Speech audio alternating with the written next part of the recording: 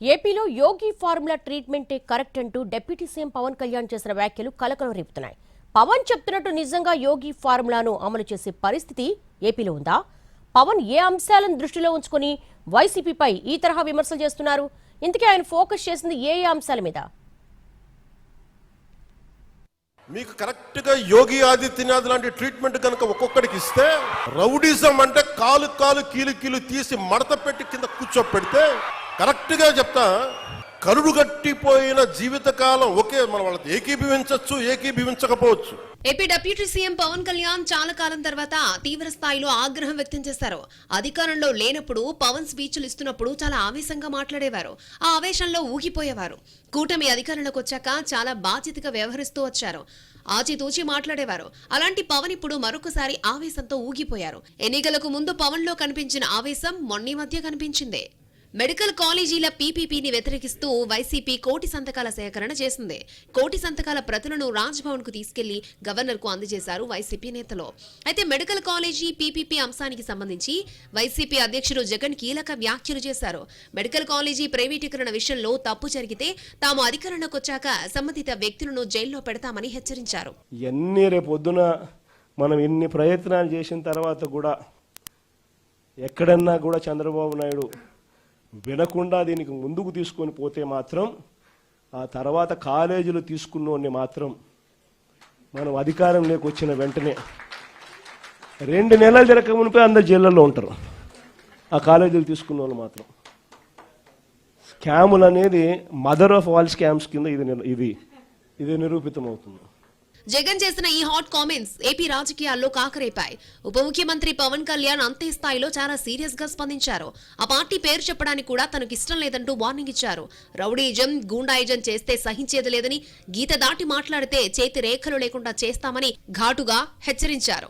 సామాజిక మాధ్యమాల్లో కానీ, విదేశాల్లో కూర్చొని వాగే వాళ్లతో సహా ఇక్కడ కూర్చొని భవిష్యత్తులో మేము వస్తాం, వచ్చి మేమేం చేస్తామంటే, వచ్చినప్పుడే మీరేం పీకలేదు, మరి ఏం మాట్లాడతారు ఇప్పుడు? అలాంటిది ఒక ఆశయం కోసం నా ప్రాణం పోతే నాకు ఓకే, కానీ పోయే ముందు చాలా మంది తాట తీసేస్తాను చెప్తాను, గుర్తుపెట్టుకోండి. ఒళ్ళుపై తెలియకుండా, బాధ్యత లేకుండా, అడ్డగోలుగా మేము చేసేస్తాం. ఏదైనా మొత్తం తీసి రోమం తీసి కింద కూర్చోబెడతాం, గుర్తుపెట్టుకోండి. ప్రతిపక్షంలో లేని గతకాలపు ముఖ్యమంత్రి ఆ పార్టీ నేతలు బెదిరించేలా మాట్లాడుతున్నారన్న పవన్, మీరు అధికారంలో ఉన్నప్పుడు చేసిన బెదిరింపులు, దౌర్జన్యాలకే భయపడలేదంటూ తేల్చి చెప్పారు.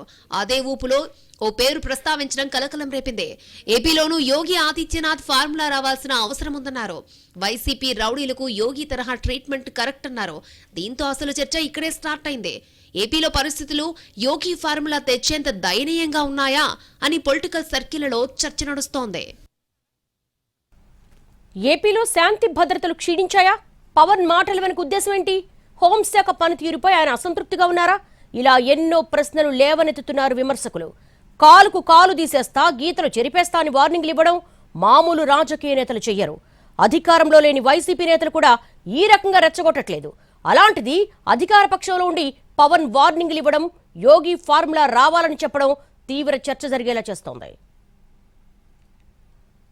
యూపీలో యోగి సీఎం కాకముందు రౌడీలు, గూండాలు పేట్రేగిపోయేవారు. 2017లో యూపీ సీఎం అయ్యారు యోగి. ఆ తర్వాత రౌడీలు, గూండాలు గుండెలెదరేలా చేశారు. రౌడీలు, గూండాల ఏరువేత కొనసాగిందే. వాళ్ళ ఆస్తులను బుల్డోజర్లతో నేలమట్టం చేయించారు. రౌడీజాన్ని, గూండాయిజాన్ని ఉక్కుపాదంతో అణిచివేశారు. అయితే ఉత్తరప్రదేశ్లో పరిస్థితికి, ఏపీలో పరిస్థితికి చాలా తేడా ఉందనే అభిప్రాయం ఉంది. యూపీలో చాలా ఏళ్లుగా అరాచకం రాజ్యమేలింది. దోపిడీలు, దౌర్జన్యాలు, అరాచకాలకు చెక్ పెట్టేలా యోగి తనదైన స్టైల్లో చర్యలు తీసుకున్నారు. కానీ ఏపీలోనూ అదే ఫార్ములా వర్కౌట్ చేస్తా అని డిప్యూటీ సీఎం పవన్ కామెంట్స్ చేయడం కొంత ఆశ్చర్యంగానే ఉందనే అభిప్రాయాలు వ్యక్తమవుతున్నాయి. కూటమి ప్రభుత్వంలో కీలక నేత పవన్ కళ్యాణ్ డిప్యూటీ సీఎం హోదాలో పవన్ చేసిన వ్యాఖ్యలు అందున యోగి ఫార్ములా రావాలి అని అన్నారంటే ప్రభుత్వం ఎలా పనిచేస్తుందనే చర్చ కూడా జరుగుతోంది. ఏపీలో లా అండ్ ఆర్డర్ అంత ఘోరంగా ఫెయిల్ అయిందనే చర్చ జోరుగా నడుస్తోంది. యోగి ఫార్ములా ట్రీట్మెంట్ అవసరమన్నారంటే ఏపీలో శాంతి భద్రతలు విఫలమయ్యాయనే అనుకోవాలి కదా అని మరికొంతమంది సెటైర్లేస్తున్నారు. మెడికల్ కాలేజీల వ్యవహారంలో ప్రైవేటీకరణపై జగన్ స్పందించారు. జగన్ వ్యాఖ్యలకు కౌంటర్ గా పవన్ తీవ్ర స్థాయిలో స్పందించారు. ఈ వ్యాఖ్యలు చూస్తుంటే ఏపీలో హోంశాఖ పనితీరుపై పవన్ కు కొన్ని ఇబ్బందులున్నట్లుగా తెలుస్తోంది. గతంలోనూ పవన్ కొన్ని సందర్భాల్లో హోంశాఖ పనితీరుపై తీవ్ర విమర్శలు చేసిన సందర్భాలు ఉన్నాయి. అవసరమైతే తాను హోంశాఖ తీసుకునే పరిస్థితి వస్తుందన్నారు. నాడు చేసిన ఈ వ్యాఖ్యలు, ఇటీవల చేసిన యోగి ఫార్ములా వార్నింగ్లు చూస్తుంటే హోంశాఖ పనితీరును దృష్టిలో పెట్టుకుని చేశారా అనే చర్చ కూడా జరుగుతోంది. పేకాటను ప్రోత్సహిస్తున్న భీమవరం డీఎస్పీ జయసూర్యపై చర్యలు తీసుకోవాలని గతంలో హోంశాఖకు సూచించారు డిప్యూటీ సీఎం. అయితే డీఎస్పీపై చర్యలకు సంబంధించి ఎలాంటి పురోగతి లేదు. పవన్ యాక్షన్ తీసుకోమని పోలీసు ఉన్నతాధికారులను ఆదేశించినా పెద్దగా స్పందించిన పరిస్థితి లేదు. ఒక డీఎస్పీకి సంబంధించి పవన్ ఆదేశించినట్లు చర్యలు తీసుకోకపోయేసరికి ఆయనపై విమర్శలు చేస్తున్నారు వైసీపీ నేతలు. మన జిల్లా మంత్రి గారు ఉన్నారు, పత్రికల ముందు వచ్చి మరి ఒక డిఎస్పీ, ఎస్పీ కాదు, చిన్న పోస్ట్, ఒక డిఎస్పీని మార్చమని అడిగితే ఈ రోజు కూడా దిక్కులేని పరిస్థితి. పాపం నిన్న ఆయన వచ్చి ప్రజల ముందుకు వచ్చి డామ్ డూమ్ అంటున్నాడు. విలువ లేకుండా ఉన్న డామ్ డూమ్ ఏంటో ఎంతవరకు పనిచేస్తాయి? ఆ మైక్ ముందు వరకు వస్తాయి, అందుకు నుంచి ఎందుకు పనిచేయదు? డీఎస్పీ విషయంలో చర్యలు తీసుకునే విషయంలో పవన్ తన మాట నెగ్గించుకోలేక డైలమాలో ఉంటే ఇక యోగి ఫార్ములాను ఏ రకంగా వర్కౌట్ చేస్తారని చర్చ జోరుగా నడుస్తోంది. పవన్ ఎప్పుడు ఎలా ఏ విషయంలో రియాక్ట్ అవుతారో ఒక్కో సందర్భంలో అర్థం కాదనే విమర్శలు ఉన్నాయి. కొన్ని విషయాల్లో ఎక్కువగా రియాక్ట్ అవడం, ఏ కారణంగా మాట్లాడుతున్నారో తెలియకపోవడం అయోమయానికి గురిచేస్తూ ఉంటాయంటారు. యోగి ఫార్ములా అంశాన్ని కూడా పవన్ ఆ సందర్భంగా మాట్లాడారనే అభిప్రాయం రాజకీయ వర్గాల్లో వ్యక్తమవుతోంది. ఏపీలో ప్రస్తుతం ఉన్న పరిణామాలకు యోగి ఫార్ములా ట్రీట్మెంట్ కోరుకోవడానికి ఏమాత్రం సంబంధం లేదని చెబుతున్నారు. అంతేకాదు వైసీపీపై విమర్శలు చేయడానికి ఇలా స్పందించి లేనిది ఉన్నట్టు చెప్పే ప్రయత్నం చేస్తున్నారనే టాక్ కూడా వినిపిస్తోంది.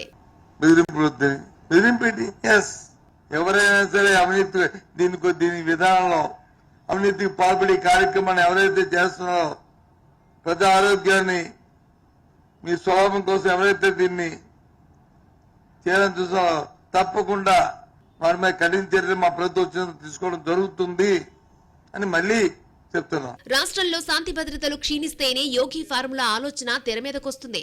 అలాంటి పరిస్థితుంటే ప్రభుత్వమే బాధ్యత వహించాలి. మరి పవన్ వ్యాఖ్యలు దేనికి నిదర్శనం? రాష్ట్రంలో శాంతి భద్రతలు లేవని పవన్ చెప్పకనే చెబుతున్నారా? అసలు ఎందుకు ఈ రకంగా వ్యాఖ్యలు చేస్తున్నారు? యోగి పాలనను మెచ్చుకుంటే బీజేపీ దృష్టిలో మంచి మార్కులు పడతాయనే ఆలోచనలో పవన్ ఉన్నారా అనే చర్చ కూడా జరుగుతోంది. ఇంతకీ ఆ రౌడీలెవరు, ఆ రౌడీల వెనుక ఉన్న వాళ్ళెవరు అన్నది మాత్రం పవన్ బయటికి చెప్పడం లేదు. పవన్ టార్గెట్ చేసింది ఎవరు? వైసీపీ రౌడీలా, టీడీపీ రౌడీలా అన్నది ఇప్పుడు తేలాల్సి